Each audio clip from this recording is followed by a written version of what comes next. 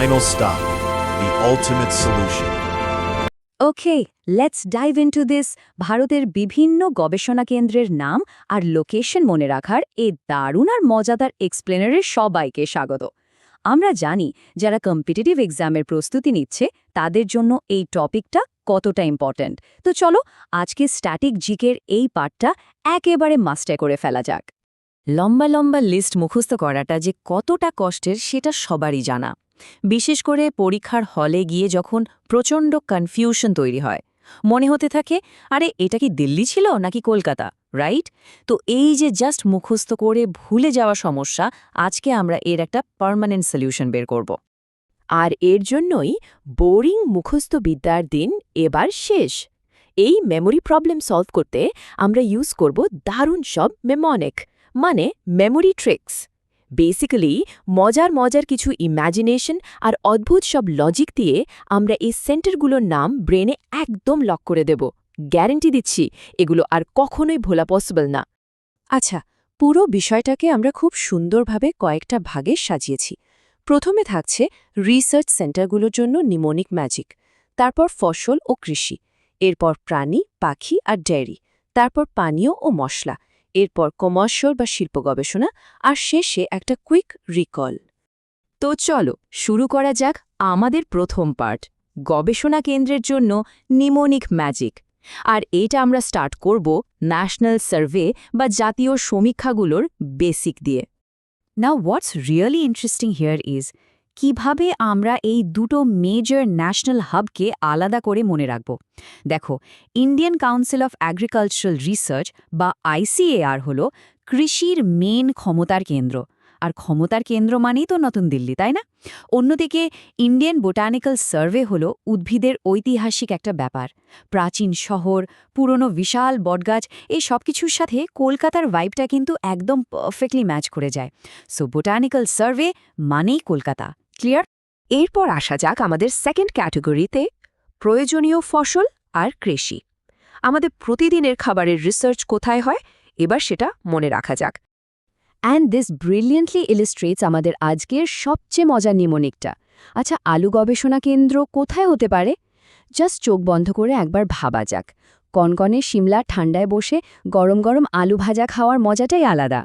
ব্যাস এই কথাটা মাথায় রাখলেই হবে। আলু গবেষণা কেন্দ্র হল হিমাচল প্রদেশের সিমলাতে। এই অদ্ভুত ফানি ভিজুয়াল ইমেজটাই এক্সাম হলে পুরো ম্যাজিকের মতো কাজ করবে। এবার ধানের ক্ষেত্রে ব্যাপারটা একটু ট্রিকি, কারণ এখানে দুটো ইম্পর্ট্যান্ট সেন্টার আছে, ওড়িশার কটক আর পশ্চিমবঙ্গের চুচুড়া।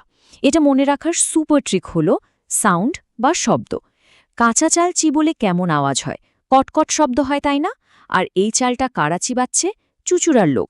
ব্যাস এই কটকট সাউন্ড আর চুচুড়ার নামটা রিলেট করতে পারলেই ধান গবেষণা কেন্দ্র হিসাবে কটক এবং চুচুড়া একদম ইজিলি মনে থাকবে।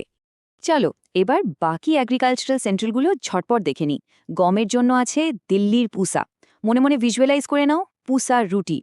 এরপর ইক্ষু বা আখ গবেষণা কেন্দ্র, এটা আছে লখনৌ এবং কোয়েম্বাটুরে। মনে রাখার সিম্পল উপায় হলো লখনৌয়ের নবাবদের মিষ্টি আখ। কলা গবেষণা কেন্দ্র আছে তামিলনাড়ুর তিরুচিতে, এটা জাস্ট ছন্দে ছন্দে মনে রাখা যায়, তিরুচির কেলা। আর মিলেট গবেষণা কেন্দ্র, সেটা হলো যোধপুর আর হায়দ্রাবাদে। যোদ্ধা শব্দটা থেকে যোধপুর মাথায় আনলে মিলেট খেয়ে শক্তিশালী যোদ্ধা, এই কথাটা মনে রাখলেই কনসেপ্ট একেবারে ক্লিয়ার। নেক্সট টপিক হলো প্রাণী, পাখি এবং দুগ্ধ গবেষণা। একদম দুধের গ্লাস থেকে শুরু করে পোল্ট্রি টেকনোলজি পর্যন্ত সবটাই এখানে কভার করব। ডেয়ারি বা দুগ্ধ গবেষণা কেন্দ্র কোথায় জানো? হরিয়ানার কার্নালে। এর মজাদার নিমোনিকটা হলো জাস্ট ভাবো কারের ভিতর দুধ পড়ে গেছে, কার্নাল থেকে কার, সিম্পল। আর ভারতীয় দুগ্ধ নিগম হল গুজরাটের আনন্দে, দুধ খেলে আনন্দ হয়। এই একদম বেসিক লজিকে এটা মনে রাখা যায়।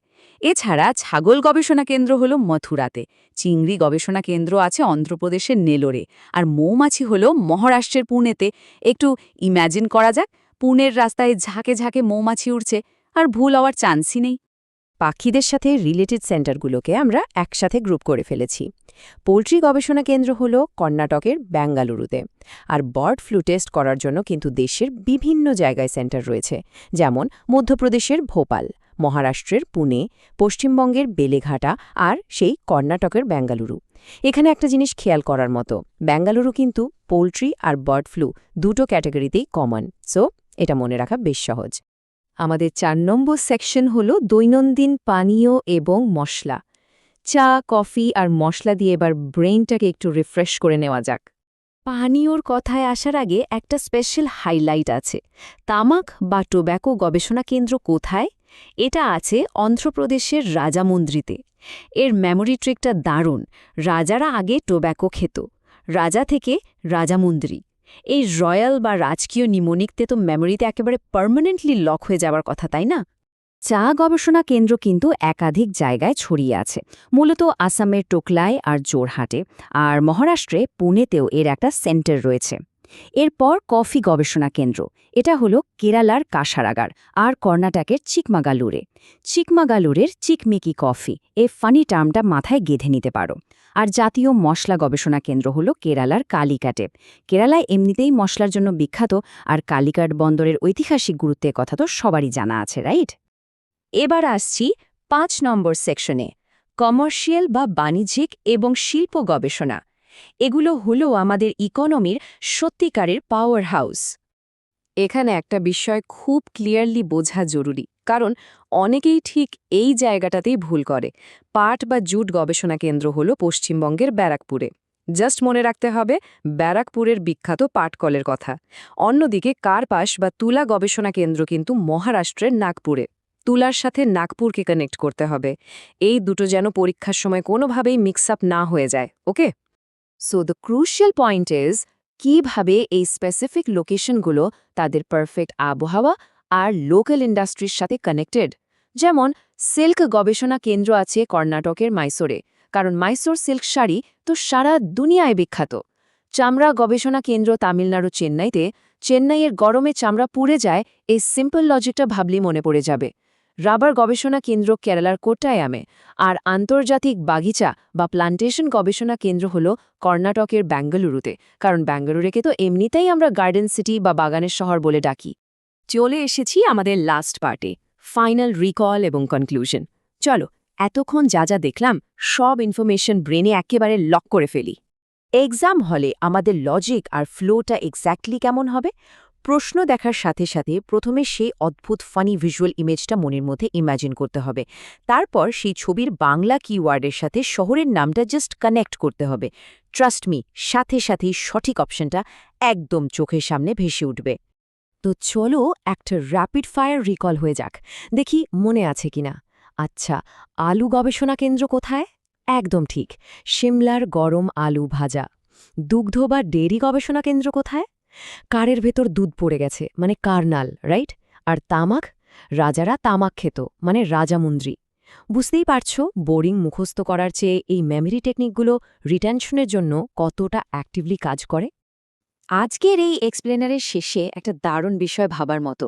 ভারতের মতো এত বিশাল আর বৈচিত্র্যময় একটা দেশে কেন এতগুলো আলাদা আলাদা রাজ্যে এই স্পেশালাইজড রিসার্চ সেন্টারগুলো তৈরি করা হয়েছে? একটু ডিপলি ভাবলেই বোঝা যায় দেশের এই ডাইভার্স জিওগ্রাফি আর ইনফ্রাস্ট্রাকচারই আসলে আমাদের উন্নয়নের মেরুদণ্ড। এই যে একটা বিকেন্দ্রীকরণ বা ডিসেন্ট্রালাইজেশন, এটাই তো ভারতের আসল শক্তির জায়গা, তাই না? যাই হোক, আজ এই পর্যন্তই। আশা করি আজকের এই সেশনটা সবার প্রিপারেশনে অনেক অনেক হেল্প করবে।